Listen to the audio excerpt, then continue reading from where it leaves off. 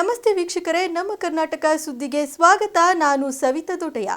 ತುಮಕೂರಿನಲ್ಲಿ ದ್ವಿಚಕ್ರ ವಾಹನದಲ್ಲಿ 4 ಪ್ರಯಾಣಿಸುತ್ತಿದ್ದುದನ್ನು ಕಂಡು ದಂಡ ವಿಧಿಸಲು ತೆರಳಿದ್ದ ಪೊಲೀಸರ ಕರ್ತವ್ಯಕ್ಕೆ ಅಡ್ಡಿಪಡಿಸಿದ 4 ಯುವಕರನ್ನ ಬಂಧಿಸಲಾಗಿದೆ.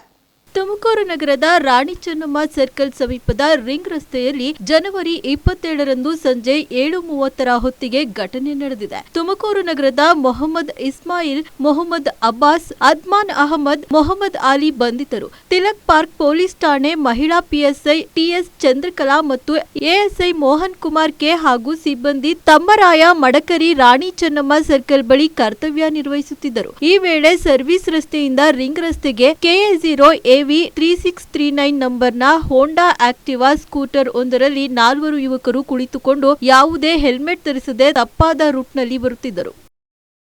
ತುಮಕೂರು ಜಿಲ್ಲೆಯಲ್ಲಿ ಮೈಕ್ರೋ ಫೈನಾನ್ಸ್ ಕಂಪನಿಗಳ ಕಿರುಕುಳ ಪ್ರಕರಣಕ್ಕೆ ಸಂಬಂಧಿಸಿದಂತೆ ಡಿಸಿ ಶುಭಾ ಕಲ್ಯಾಣ್ ಇಂದು ನಗರದ ಡಿಸಿ ಕಚೇರಿ ಸಭಾಂಗಣದಲ್ಲಿ ಪೊಲೀಸ್ ಇಲಾಖೆಯ ಅಧಿಕಾರಿಗಳು, ಲೀಡ್ ಬ್ಯಾಂಕ್ ಮ್ಯಾನೇಜರ್, ಜಿಲ್ಲೆಯ ಉಪವಿಭಾಗಾಧಿಕಾರಿಗಳು ಮತ್ತು ಎಲ್ಲಾ ತಹಶೀಲ್ದಾರರೊಡನೆ ಸಭೆ ನಡೆಸಿದರು.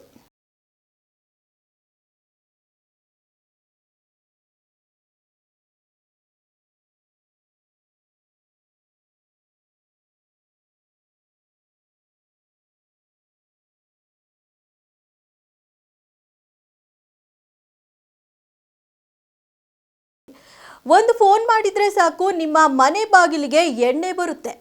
ಈ ಗ್ರಾಮದಲ್ಲಿ ಯುವಕರು ಎಣ್ಣೆ ಹೊಡೆದು ಪ್ರತಿನಿತ್ಯ ಮತ್ತಿನಲ್ಲೇ ತೇಲಾಡುತ್ತಾರೆ.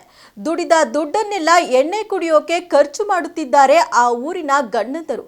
ಇದನ್ನೆಲ್ಲ ಕಂಡು ಮಹಿಳೆಯರು ರೋಸಿ ಹೋಗುತ್ತಿದ್ದಾರೆ. ಎಲ್ಲಿರೋದು ಅಂತಹ ಗ್ರಾಮ ಅಂತೀರಾ? ಈ ಸ್ಟೋರಿ ನೋಡಿ.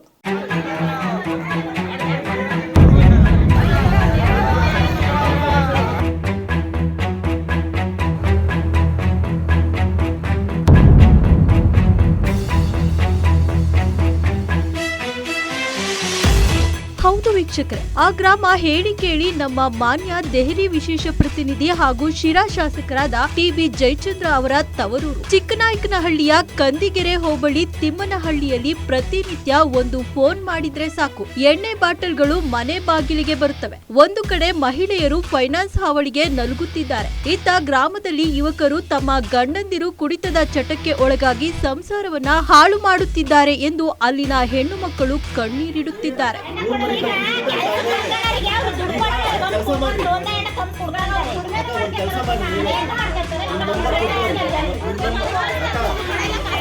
ನಮ್ಮ ಕಾಲೋನಿ ಏನಿದೆ ಮೇಲೆ ಶನಿಮಹಾದೇವ್ರ ಗುಡಿಯಿಂದ ಹಿಡಿದು ಇದನ್ನೇ ಬರ್ದಿದ್ದೀನಿ ನಾನು. ಅರ್ಜಿನಲ್ಲಿ ದೂರಿನಲ್ಲಿ ಇದನ್ನೇ ಬರ್ದಿದ್ದೀನಿ, ಇಂತಿಂಥವಲೇ ಮಾರ್ತಾರೆ ಅಂತ ಹೇಳಿ. ಬಟ್ ನಮ್ಮ ತಾಲೂಕು ಆಡಳಿತ ಏನಾಗಿದೆ ಅಂದರೆ ಎಲ್ಲ ಸತ್ತೋಗಿದೆ.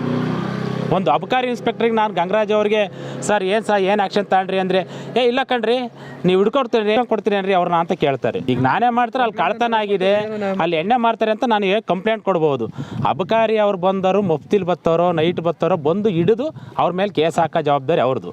ಅದು ಹೇಳ್ತಾರೆ ಕೆಲವೊಂದು ವ್ಯಕ್ತಿಗಳು ಮಾರೋರು, ನಾನಿಲ್ಲ ಸಾಲ್ಕಟ್ಟೆ ಕ್ರಾಸ್ಗೆ ಹೋಗ್ತಿ ಬಿಡಿಸ್ಕೊಂಬತ್ತರ ಕಣೆಯ, ನಮ್ಮನ್ನೇ ಕಿತ್ಕೊಳಕ್ಕಾಗಲ್ಲ ಅಂತೇಳಿ. ಇದೇ ಹೆಣ್ಮಕ್ಳು ಮೊನ್ನೆ ಹೋಗಿ ಸ್ಟೇಷನ್ಗೆ ಕಂಪ್ಲೇಂಟ್ ಕೊಟ್ಟು ಬಂದವ್ರೆ, ಅಪ್ಪ ಮಕ್ಳು ಇಬ್ಬರು ಸೇರಿ ಎಲ್ಲ ಹೋಗಿ ಕಂಪ್ಲೇಂಟ್ ಕೊಟ್ಟು ಬಂದವ್ರೆ ಅಂತ ಹೇಳಿದ್ದಾರೆ. ಈ ವರ್ಡ್ ಯೂಸ್ ಮಾಡಬಾರ್ದು. ಯಾಕೆಂದರೆ ನಾನು ಸ್ಟಾರ್ಟಿಂಗ್ ಹೋದಾಗ ನಮ್ಗೆ ಯಾರು 10 ಜನ ಸಪೋರ್ಟ್ ಮಾಡಲಿಲ್ಲ. ಅದೇ ಹೆಣ್ಮಕ್ಳಿಗೆ ನೋವಾದಾಗ ಅಷ್ಟು ಜನನೂ ಹೋದ್ರು. ಎಲ್ಲಿದೆ ನ್ಯಾಯ? ಹಲೋ, ಒಂದಿಬ್ಬರು 3 ಸೂಸೈಡ್ ಅಟೆಂಪ್ಟ್ ಮಾಡಿದ್ದಾರೆ. ಹಂಗಾಗಿ ಆದಷ್ಟು ಬೇಗ ಅಬಕಾರಿ ಇಲಾಖೆ ಸ್ವಲ್ಪ ಸುಮಾರು ಒಂದು 50 ಅರ್ಜಿ ಕೊಟ್ಟಿದ್ದೀವಿ. ಪಂಚಾಯತಿ PDO ಕಡೆಯಿಂದಲೂ ಫೋನ್ ಮಾಡಿಸಿದ್ದೀವಿ, ಆದರೂ ಏನು ಕ್ರಮ ತಗೊಳ್ಳಲ್ಲ. ಸುಮ್ಮನೆ ಬರ್ತಾರೆ, ಪೊಲೀಸ್ ಇಲಾಖೆಯವರು ಹೇಳ್ತಾರೆ ನಾವು ಇಲ್ಲಿಂದ ಸ್ಟೇಷನ್ಗೆ ಅವ್ನು ಅಪರಾಧಿ ಕರ್ಕೊಂಡು ಹೋಗೋದ್ರೊಳಗೆ ಸುಮಾರು MLA MP ಫೋನ್ ಮಾಡ್ತವೆ ಅಂತ. ಆಮೇಲೆ ಇಲ್ಲಿಂದ ವೈನ್ ಸ್ಟೋರು ಅಷ್ಟೇ, ನಾವು ಅವ್ರಿಗೆ ಸುಮಾರು ಸತಿ ಹೋಗಿ ವಾರ್ನ್ ಮಾಡಿದ್ದೀವಿ. CC ಕ್ಯಾಮ್ರಾ ರನ್ನಿಂಗ್ ಇಲ್ಲ. ಅವ್ರೇನು ಹೇಳ್ತಾರೆ, ನಾವು ಯಾರೋ ಬರ್ತಾರಪ್ಪ 10-20 ಕೇಳ್ತಾರೆ ಕೊಡ್ತೀವಿ ಅಂತಾರೆ. ಸುಮಾರು ಒಬ್ಬ ವ್ಯಕ್ತಿಗೆ 5 ಕೊಡ್ಬೋದು. ಇನ್ನು ತಿಮ್ಮನಹಳ್ಳಿಯಲ್ಲೇ ಕೊಡ್ಬೇಕು ಸರ್, ಬೇರೆ ಎಲ್ಲೂ ಕೊಡಲ್ಲ. ತಿಮ್ಮನಹಳ್ಳಿ ವೈನ್ ಸ್ಟೋರಿಂದಲೇ ತಗೊಂಬರೋದು ಅವರು. ಬೇರೆ ವೈನ್ ಸ್ಟೋರ್ ಇದೆ ಅಂದರೆ ತಿಮ್ಮನಹಳ್ಳಿಯೇ ಕಂಪ್ಲೇಂಟ್ ಮಾಡ್ತಾರೆ. ಅವಾಗ ಬೇರೆ ಇಲ್ಲೇ ತಿಮ್ಮನಹಳ್ಳಿಯಿಂದಲೇ ತರಬೇಕು ಅವರು. ಇಲ್ಲೇ ಇರೋದು ರೂಲ್ಸು, ಒಬ್ಬ ವೈನ್ ಸ್ಟೋರಲ್ಲಿ ಒಬ್ಬ ವ್ಯಕ್ತಿಗೆ ಸುಮಾರು ಒಂದು 5 ಕೊಡ್ಬೋದು ಅಂತ. ಒಂದು 20-30 ಇವರೇ ಕೊಟ್ಟು ಕಳಿಸ್ತಾರೆ. ಯಾಕೆ ಕೊಡ್ತೀರ ಹಂಗೆ ಅಂತ ಅಂದರೆ ಅವ್ರು ಹೇಳ್ತಾರೆ, ಇಲ್ಲಿ ನಾವು ಕೊಡಲ್ಲಪ್ಪ, ಒಂದು 5 ಜನ ಕರ್ಕೊಂಬರ್ತಾರೆ, ಒಬ್ಬೊಬ್ಬರಿಗೆ 5 ಕೊಟ್ಟು ಕಳಿಸ್ತೀವಿ ಅಂತ ಅವ್ರು ಹೇಳ್ತಾರೆ. ಅವರು ಸಮಾಜ ಇಸ್ಕೆ ಅಂತಾರೆ. ಅವ್ರು ಏನೇ ಮಾಡಿರೋ ಅದು ಮಾಡ್ಕೊಂತಾರೆ. ತಮ್ಮ ಮಕ್ಕಳು ಮತ್ತು ಗಂಡಂದಿರು ಕುಡಿತದ ಚಟಕ್ಕೆ ಬಿದ್ದು ಹಾಳಾಗುತ್ತಿರುವುದನ್ನ ಕಂಡು ಹೆಣ್ಣು ಮಕ್ಕಳು ಗೋಳಿಡುತ್ತಿದ್ದಾರೆ. ಈ ಎಣ್ಣೆ ಮಾರಾಟದ ದಂಧೆಯಿಂದಾಗಿ ನಮ್ಮ ಜೀವನ ಮೂರಾಬಟ್ಟೆಯಾಗಿದೆ. ಬೆಳಗ್ಗೆ 5 ಗಂಟೆಯಿಂದಲೇ ಎಣ್ಣೆ ಮಾರಾಟ ಮಾಡುತ್ತಿದ್ದಾರೆ. ಇದರಿಂದ ನಮ್ಮ ಕುಟುಂಬಗಳು ಬೀದಿಗೆ ಬೀಳುವ ಪರಿಸ್ಥಿತಿ ನಿರ್ಮಾಣವಾಗಿದೆ. ಸಂಬಂಧಪಟ್ಟ ಇಲಾಖೆಯ ಅಧಿಕಾರಿಗಳು ಇತ್ತ ಗಮನ ಹರಿಸಿ ನಮ್ಮ ಸಂಸಾರವನ್ನ ಕಾಪಾಡಿ ಎಂದು ತಮ್ಮ ಅಳಲನ್ನ ತೋಡಿಕೊಂಡರು.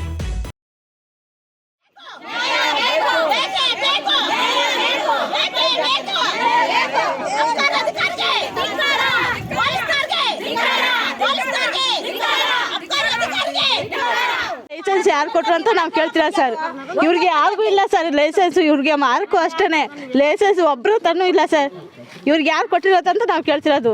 ಲೈಸೆನ್ಸ್ ಸುಲಭ ಕೊಡಲ್ಲ, ಇವ್ರು ಕದ್ದು ತಂದು ಮಾರ್ತಾರೆ. ಕದ್ದು ಮುಚ್ಚಿ ಮಾಡ್ತಿದ್ದಾರೆ ಸರ್.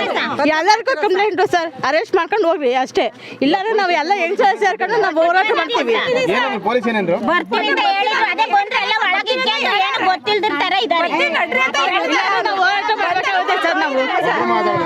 ಅಲ್ಲ ಸರ್, ನಾವು ಹೋರಾಟ ಮಾಡ್ತೀವಿ ಸರ್. ಹೆಂಗ್ ಸೇರ್ಕೊಂಡು ಇಲ್ಲಿರೋರೆಲ್ಲ ಹೋರಾಟ ಮಾಡೋದು ಮಾತ್ರ ನಿಜ ಸರ್. ನಾವು ಎಲ್ಲರೂ ಅಷ್ಟೇ ಸರ್. ಅದು ಇನ್ನೊಂದ್ಸತಿ ನೋಡ್ತೀವಿ ಸರ್, ಇದು ಹಿಂಗೆ ಮುಂದೆ ಬೆಳಗ್ಗೆ ಮಾಡ್ತಾರ. ಬೆಳಿಗ್ಗೆ 5 ಗಂಟೆಗೆ ಕೊಡ್ತಾರೆ. ನೀನ್ 2 ಗಂಟೆ ರಾತ್ರಿ ಬಂದ್ರೆ ಅವಾಗ್ಲೂ ಕೊಡ್ತಾರೆ. ಒಟ್ನಾಗ ಯಾವಾಗ ಅವ್ರಿಗೆ ಕುಡಿಬೇಕು ಅನ್ಸುತ್ತೆ ಅವಾಗ ಕೊಟ್ಟೆ ಬಿಟ್ಟು ಕಳಿಸ್ತಾ ಇರ್ತಾರೆ. ಸಪ್ಲೈ ಮಾಡ್ತಿದಾರ ಮಾಡ್ತಾರೆ ಸರ್. ಈಗೆಲ್ಲ ಎತ್ತಿಕ್ಕಿರ್ತಾರೆ. ನಮಗೆ ಮನೆಗಳಿಗೆ ಅವ್ರು ಕುಡ್ದು ಬಂದು ನಮಗೆ ನೆಮ್ಮದಿನೇ ಕೊಡಲ್ಲ. ಮನೆಗೆ ಜಗಳ ಅವರೇನ ಕೊಟ್ಟು ದುಡ್ಡು ಮಾಡ್ಕೊಂತಾರೆ. ನಮಗೆ ಮನೆಗಳಿಗೆ ಊಟ ಮಾಡಕ್ಕೂ ನೆಮ್ಮದಿ ಇಲ್ಲ. ಕೂಲಿ ಮಾಡಿ ಬಂದ್ರು ನಾವು ಮನೆಗೆ ಬಿಡಲ್ಲ. ನಮ್ಮನ್ನ ದುಡ್ಡಿಲ್ಲ ನಮಗೆ. ಎಲ್ಲ ಎದ್ದು ಆ ತರ ಬಂದು ಇದ್ ಮಾಡ್ತಾರೆ. ಈ ಊರಿಗೆ ಮಾರ್ದಂಗ್ ಮಾಡ್ಬೇಕು. ಮನೆಗಳಿಗೆ ಇಕ್ಕೊಂಡು ₹1 ದುಡ್ಡು ಕೊಡಲ್ಲ. ಮನೆಗೆ ಆದಾಯನ ಯಾವತ್ತ ಕರ್ವಾಗಂತ ನಾವು ಇವ್ರನ್ನ ಕಟ್ಕೊಂಡಿರೋದು ಯಾವತ್ತ ಕರ್ವ ನಾವು ಮಾಡಕ್ಕೋಸ್ಕರ ಮಾಡ್ಬೇಕು ತಾನೆ. ಒಂದು ಕಡೆ ನಮ್ಮ ಕುಟುಂಬಗಳು ಬೀದಿಗೆ ಬೀಳುತ್ತಿವೆ ಎಂದು ಹೆಣ್ಣು ಮಕ್ಕಳು ಕಣ್ಣೀರಿನ ಕೋಡಿಯಲ್ಲಿ ಕರಗುತ್ತಿದ್ದಾರೆ. ಆದ್ರೆ ಇತ್ತ ಅಬಕಾರಿ ಇಲಾಖೆಯ ಅಧಿಕಾರಿಗಳು ಮಾತ್ರ ಮೌನಕ್ಕೆ ಶರಣಾಗಿದ್ದಾರೆ. ಯಾರು ಏನಾದ್ರೂ ಮಾರಾಟ ಮಾಡಿಕೊಳ್ಳಿ ನಮಗೇನು ಅನ್ನೋ ಅಸಡ್ಡೆ ತೋರುತ್ತಿದ್ದಾರೆ. ಇತ್ತ ಕೇವಲ 13 ವರ್ಷದ ಮಕ್ಕಳು ಕುಡಿತದ ಚಟಕ್ಕೆ ಬಲಿಯಾಗುತ್ತಿರುವುದು ಶೋಚನೀಯ ಸಂಗತಿಯಾಗಿದೆ. ಇಂತಹ ದುರ್ಗತಿಯ ಸ್ಥಿತಿಯಲ್ಲಿರುವ ಕಂದಿಕೆರೆ ಹೋಬಳಿ ತಿಮ್ಮನಹಳ್ಳಿಯಲ್ಲಿ ನಡೆಯುತ್ತಿರುವ ಈ ಎಣ್ಣೆ ದಂಧೆಗೆ ಕೂಡಲೇ ಕಡಿವಾಣ ಹಾಕಬೇಕಿದೆ. ಇಲ್ಲವಾದಲ್ಲಿ ಸಾವು ನೋವುಗಳು ಹೆಚ್ಚಾಗಿ ಆ ಗ್ರಾಮ ಸಂಪೂರ್ಣವಾಗಿ ಸ್ಮಶಾನವಾಗುತ್ತದೆ. ಕೂಡಲೇ ಸಂಬಂಧಪಟ್ಟ ಅಧಿಕಾರಿಗಳು ಇತ್ತ ಗಮನ ಹರಿಸಿ ಕ್ರಮ ವಹಿಸಬೇಕಿದೆ. ಕೊಡ್ತಾರೆ ಸರ್. ದಯವಿಟ್ಟು ಇಲ್ಲೆಲ್ಲವೇ ಎಣ್ಣೆ ಮಾರ್ಕೊಡ್ದು ಸರ್. ನೀವು ತಾಲೂಕಿಗೆ ಬಂದು ಯಾರಿಗೂ ಶಾಸಕರಿಗೆ ಯಾರಿಗೂ ಗಮನ ತಂದಿಲ್ಲ? ಕಂಪ್ಲೇಂಟ್ ಕೊಟ್ಟಿದ್ದೀವಿ ಸರ್. ಕಂಪ್ಲೇಂಟ್ ಕೊಟ್ಟಿದ್ರು ಆಕ್ಷನ್ ತಗೊಂಡಿಲ್ಲ. ದಯವಿಟ್ಟು ಕಳಕಳೆಯಾಗಿ ಕೇಳ್ತಿದೀವಿ. ಒಟ್ಟಿ ಒಳಗೆಲ್ಲೂ ಎಣ್ಣೆ ಮಾರ್ಕೊಡ್ದು ಸರ್. ಯಾಕೆ ಅಂದ್ರೆ ನಮ್ಮ ಯಜಮಾನ್ರು ಸಖತ್ತಾಗಿ ದುಡ್ಡೆಲ್ಲ ಖರ್ಚು ಮಾಡಿದೀವಿ ಹಾಸ್ಪಿಟ್ಲಿಗೆ ಎಲ್ಲವ. ಹೋದ್ರು ಈಗ ಕಾಯಿಲೆ ಹುಷಾರಾದಂಗೆ ಹೋಗಿ ಕುಡ್ ಬಂದು ನಮ್ಮ ಮನೆ ಒಕ್ಕಲ್ತಾನೆಲ್ಲ ಹಾಳಾಗೋಗ್ತಿದೆ. ಹುಡುಗರೆಲ್ಲ ಮಕ್ಕಳೆಲ್ಲ ಓದ್ತಾ ಇದಾವೆ. ಅವ್ರಿಗೆ ಅಚ್ಚುಕಟ್ಟಾಗಿ ವಿದ್ಯಾಭ್ಯಾಸಕ್ಕೆ ದುಡ್ಡು ಅಂತ ಆಗ್ತಾ ಇಲ್ಲ ನಮ್ಮ ಕೈಲಿ. ಅವ್ರು ಕುಡಿಯೋದ್ರಿಂದವ ನಾವು ಹೆಣ್ಮಕ್ಳು ಏನು ಮಾಡಕ್ ಆಗ್ತಾ ಇಲ್ಲ. ಇವರೆಲ್ಲ ಎಣ್ಣೆ ಕುಡ್ಕೊಂಡ್ ಬರ್ತಾರೆ. ನಾನು ಹೆಣ್ಮಗಳು ದುಡಿಯಕ್ ಆಗ್ತಾ ಇಲ್ಲ. ನನ್ಗೆ ಓಸಕ್ ಮಕ್ಕಳನ್ನ ಹೆಣ್ಮಗಳು ನಾನು ದುಡ್ಡು ಓಸಕ್ ಆಗ್ತಾ ಇಲ್ಲ. ಅವ್ನು ಕುಡ್ ಬಂದು ಮನಿಕಂತಾನೆ ಸರ್. ಮನಿಕಂತಾನೆ ಹಾಸ್ಪಿಟ್ಲಿಗೆ ಕರ್ಕೊಂಡು ಹೋಗಿ ನಾನು ನಿಮಿಷ ತೆಗಿತಾರೆ. ಈಗ ನೀವು ಕಂಪ್ಲೇಂಟ್ ಮಾಡಿರ್ಲಿ ಯಾರಿಗೂ? ಮಾಡಿದೀವಿ ಸರ್. ಇಲ್ಲಿ ಎಲ್ಲ ಅವರು ಇಲ್ಲಿ ಯಾರ ತಂದು ಮಾರ್ತಿದಾರೆ ಊರಲ್ಲಿ? ಮಾರ್ತಾರೆ, ಹೊಟ್ಟೆಗೆಲ್ಲ ಮಾರ್ತಾರೆ ಸರ್. ಮನೆಗಿರೋದೆಲ್ಲ ತಗೊಂಡೋಗಿ ಅಡ ಇಟ್ಟು ಎಲ್ಲ ಎಣ್ಣೆ ಕುಡಿತಾರೆ. ಬೈಕ್ಗಳು ಹಾಗೂ ಕಾರಿನ ನಡುವೆ ಅಪಘಾತ ಸಂಭವಿಸಿ 3 ಸ್ಥಳದಲ್ಲೇ ಅಸುನೀಗಿ ಓರ್ವ ತೀವ್ರವಾಗಿ ಗಾಯಗೊಂಡಿರುವ ಘಟನೆ ಚಾಮರಾಜನಗರದ ಗುಂಡ್ಲುಪೇಟೆ ತಾಲೂಕಿನ ಹಿರೇಕಟ್ಟಿ ಗೇಟ್ ಬಳಿ ಮಂಗಳವಾರ ರಾತ್ರಿ ನಡೆದಿದೆ. ನಂಜನಗೂಡು ತಾಲೂಕಿನ ಕೂಡ್ಲಾಪುರ ಗ್ರಾಮದ ಬೈಕ್ ಸವಾರ ಶಶಿಧರ್ ಪತ್ನಿ ಶಾಲಿನಿ ಹಾಗೂ ತಾಯಿ ಭಾಗ್ಯಮ್ಮ ಮೃತಪಟ್ಟಿದ್ದಾರೆ. ಇವರ ಹಿಂದೆ ಬೈಕ್ನಲ್ಲಿ ಬರುತ್ತಿದ್ದ ನಂಜನಗೂಡು ತಾಲೂಕಿನ ಹೆಮ್ಮರಗಾಲ ಗ್ರಾಮದ ರಾಜಣ್ಣ ಎಂಬುವವರಿಗೂ ಕಾರು ತಗುಲಿ ತೀವ್ರವಾಗಿ ಗಾಯವಾಗಿದ್ದು ಆಸ್ಪತ್ರೆಗೆ ರವಾನಿಸಲಾಗಿದೆ. ಮೈಸೂರು ಜಿಲ್ಲೆಯ ಚಿಕ್ಕದೇವಮ್ಮನ ಬೆಟ್ಟಕ್ಕೆ ತೆರಳಿ ವಾಪಸ್ ಸ್ವಗ್ರಾಮಕ್ಕೆ ಬೈಕ್ನಲ್ಲಿ ತೆರಳುತ್ತಿದ್ದಾಗ ನಂಜನಗೂಡು ಕಡೆಯಿಂದ ವೇಗವಾಗಿ ಬಂದ ಕಾರಿಗೆ ಮುಖಾಮುಖಿ ಡಿಕ್ಕಿ ಸಂಭವಿಸಿದೆ. ಇತ್ತೀಚೆಗೆ ನಡೆದ ಬಳ್ಳಾರಿ ಜಿಲ್ಲಾಸ್ಪತ್ರೆಯ ಮಕ್ಕಳ ವೈದ್ಯ ಡಾಕ್ಟರ್ ಸುನೀಲ್ ಕುಮಾರ್ ಅಪಹರಣ ಪ್ರಕರಣ ಸಂಬಂಧ 7 ಮಂದಿ ಆರೋಪಿಗಳನ್ನು ಬಂಧಿಸಲಾಗಿದೆ. ಇದರಲ್ಲಿ ಓರ್ವನನ್ನ ಗುಂಡು ಹಾರಿಸಿ ಪೊಲೀಸರು ಬಂಧಿಸಿದ್ದಾರೆ. ಜನವರಿ 25ರಂದು ಬೆಳಗಿನ ಜಾವ ಜಾಗಿಂಗ್ ಮಾಡುತ್ತಿದ್ದಾಗ ಸುನೀಲ್ ಅವರನ್ನ ಕಾರಿನಲ್ಲಿ ಕಿಡ್ನಾಪ್ ಮಾಡಲಾಗಿತ್ತು. ಬಳಿಕ ಅದೇ ದಿನ ರಾತ್ರಿ ಬಳ್ಳಾರಿ ನಗರದ ವಲಯದಲ್ಲಿ ವಾಪಸ್ ತಂದು ಬಿಡಲಾಗಿತ್ತು. ಹಣಕ್ಕಾಗಿ ಕಿಡ್ನಾಪ್ ಮಾಡಲಾಗಿತ್ತು ಎಂದು ಪೊಲೀಸರು ತಿಳಿಸಿದ್ದಾರೆ. ಪ್ರಕರಣದ ಪ್ರಮುಖ ಆರೋಪಿ ಶ್ರೀಕಾಂತ್ ಮತ್ತು ರಾಕೇಶ್, ತರುಣ್, ಅರುಣ್, ಭೋಜರಾಜು, ಸಾಯಿ ಕುಮಾರ್ ಹಾಗೂ ಇನ್ನೊಬ್ಬ ಆಂಧ್ರಪ್ರದೇಶ ಮೂಲದ ವ್ಯಕ್ತಿಯನ್ನ ಬಂಧಿಸಲಾಗಿದೆ. ಬಂಧಿಸಲು ತೆರಳಿದ್ದಾಗ ಆರೋಪಿ ಶ್ರೀಕಾಂತ್ ಪೊಲೀಸರ ಮೇಲೆ ಹಲ್ಲೆಗೆ ಮುಂದಾಗಿದ್ದು ಆತನ ಬಲಗಾಲಿಗೆ ಫೈರಿಂಗ್ ಮಾಡಲಾಗಿದೆ ಎಂದು ತಿಳಿದು ಬಂದಿದೆ.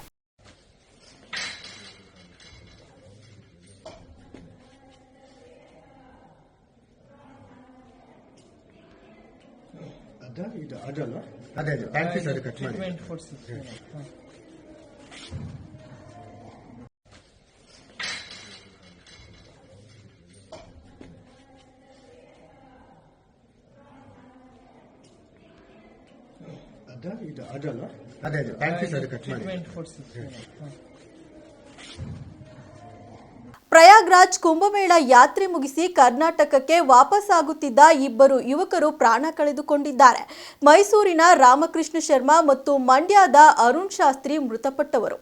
ಪ್ರಯಾಗ್ರಾಜ್ ಕುಂಭಮೇಳ ಯಾತ್ರೆ ಮುಗಿಸಿ ಕರ್ನಾಟಕಕ್ಕೆ ವಾಪಸ್ಸಾಗುತ್ತಿದ್ದ ಇಬ್ಬರು ಯುವಕರು ಪ್ರಾಣ ಕಳೆದುಕೊಂಡಿದ್ದಾರೆ. ಮೈಸೂರಿನ ರಾಮಕೃಷ್ಣ ಶರ್ಮಾ ಮತ್ತು ಮಂಡ್ಯದ ಅರುಣ್ ಶಾಸ್ತ್ರಿ ಮೃತಪಟ್ಟವರು. ಇವರು ಪ್ರಯಾಗ್ರಾಜ್ನಿಂದ ಕಾಶಿಗೆ ಕಾರಿನಲ್ಲಿ ಹೋಗುತ್ತಿದ್ದಾಗ ಮಿರ್ಜಾಪುರ ಬಳಿ ಲಾರಿಗೆ ಡಿಕ್ಕಿಯಾಗಿದೆ. ತಲೆಗೆ ತೀವ್ರ ಪೆಟ್ಟು ಬಿದ್ದಿದ್ದರಿಂದ ಇಬ್ಬರು ಅಸುನೀಗಿದ್ದಾರೆ. ಪ್ರಯಾಗ್ರಾಜ್ ಮಹಾಕುಂಭಮೇಳದಲ್ಲಿ ಸಂಭವಿಸಿದ ಭಾರೀ ಕಾಲ್ತುಳಿತ ಕುರಿತು ಪ್ರಧಾನಿ ನರೇಂದ್ರ ಮೋದಿ ಉತ್ತರ ಪ್ರದೇಶದ ಸಿಎಂ ಯೋಗಿ ಆದಿತ್ಯನಾಥ್ ಅವರಿಗೆ ಕರೆ ಮಾಡಿ ಮಾಹಿತಿ ಪಡೆದಿದ್ದಾರೆ. ಗಾಯಾಳುಗಳ ನೆರವಿಗೆ ತಕ್ಷಣ ಧಾವಿಸುವಂತೆ ಹಾಗೂ ಸೂಕ್ತ ಪರಿಹಾರ ಕ್ರಮವನ್ನು ಕೈಗೊಳ್ಳುವಂತೆಯೂ ಅವರು ಸೂಚನೆ ನೀಡಿದ್ದಾರೆ. ಸಿಎಂ ಯೋಗಿ ಆದಿತ್ಯನಾಥ್ ಕಚೇರಿ ಮಾಹಿತಿ ಪ್ರಕಾರ ಪ್ರಧಾನಿ ನಿರಂತರವಾಗಿ ಪರಿಸ್ಥಿತಿಯ ಮೇಲ್ವಿಚಾರಣೆ ಮಾಡುತ್ತಿದ್ದಾರೆ. 2 ಬಾರಿ ಸಿಎಂಗೆ ಕರೆ ಮಾಡಿದ್ದಾರೆ. ಅಲ್ಲಿನ ಬೆಳವಣಿಗೆ ಮತ್ತು ಪರಿಹಾರದ ಕ್ರಮ ಕುರಿತು ವಿವರಣೆ ಪಡೆದಿದ್ದಾರೆ. ಭಕ್ತರಿಗೂ ಮನವಿ ಮಾಡಿರುವ ಸಿಎಂ ಯೋಗಿ ಸಂಗಮ್ ಘಾಟ್ನಲ್ಲಿ ಮಾರ್ಗಸೂಚಿಗಳನ್ನು ಪಾಲಿಸುವ ಮೂಲಕ ಆಡಳಿತಾಧಿಕಾರಿಗಳೊಂದಿಗೆ ಸಹಕರಿಸಿ. ಯಾವುದೇ ಗಾಳಿ ಮಾತಿಗೆ ಕಿವಿ ಕೊಡಬೇಡಿ. ಸ್ನಾನ ಮಾಡಲು ಅನೇಕ ಘಾಟ್ಗಳಿವೆ. ಒಂದೇ ಘಾಟ್ನಲ್ಲಿ ಜನರು ಹೆಚ್ಚು ಸೇರಬಾರದು. ಅಲ್ಲಿನ ನಿಯಮಗಳನ್ನು ಪಾಲಿಸಬೇಕು. ಆದೇಶ ಪಾಲನೆ ಮತ್ತು ಸುರಕ್ಷತೆ ನಿರ್ವಹಣೆಗೆ ನಿಮ್ಮ ಸಹಕಾರ ಅತ್ಯಗತ್ಯ ಎಂದು ತಿಳಿಸಿದ್ದಾರೆ.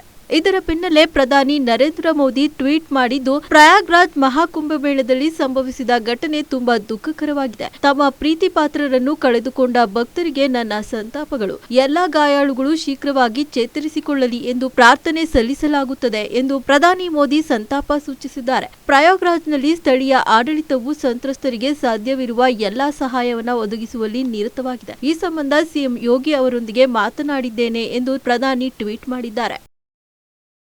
प्रयागराज महाकुंभ में श्रद्धालुजनों की भारी भीड़ है.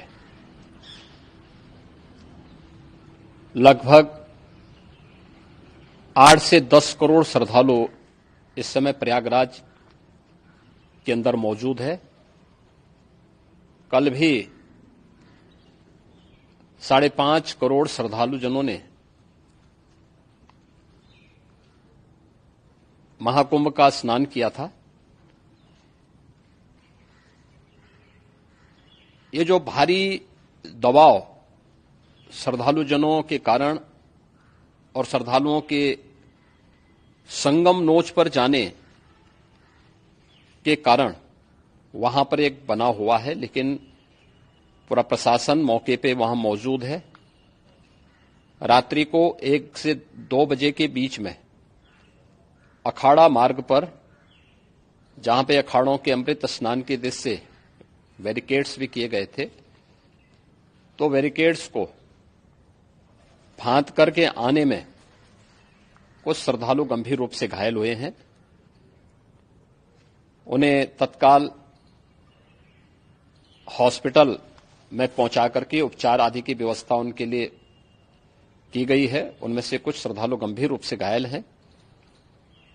लगातार प्रशासन स्थानीय स्तर पर श्रद्धालुओं की सकुशल स्नान कराने के दृष्टि से रात्रि को कल सायंकाल 6:30-7 बजे से ही मौनी अमावस्या का मुहूर्त प्रारंभ होने के बाद से ही लगातार लगा हुआ है। प्रयागराज में महाकुंभ में श्रद्धालुजनों के सकुशल स्नान करने, अमृत स्नान के लिए देश भर से आए हुए श्रद्धालुजनों की व्यवस्था के लिए, उनके कुशल क्षेम के लिए आदरणीय प्रधानमंत्री जी का प्रातःकाल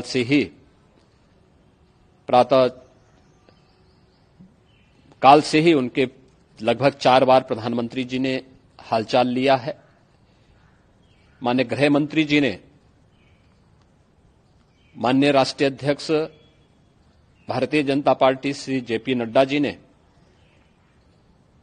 माननीय गृह मंत्री श्री अमित शाह जी ने भी, और प्रदेश की माननीय राज्यपाल श्रीमती आनंदीबेन पटेल जी ने भी लगातार जानकारी लेकर के सभी के कुशल क्षेम और सकुशल स्नान कराने के बारे में निरंतर रिपोर्ट ले रहे हैं। ಎಷ್ಟಿತ್ತು ಈ ಹೊತ್ತಿನ ಸುದ್ದಿ ಮತ್ತು ಮನೋರಂಜನೆಗಾಗಿ ನೋಡ್ತಾ ಇರಿ ನಮ್ಮ ಕರ್ನಾಟಕ ಟಿವಿ, ಇದು ಕನ್ನಡಿಗರ ಭರವಸೆ।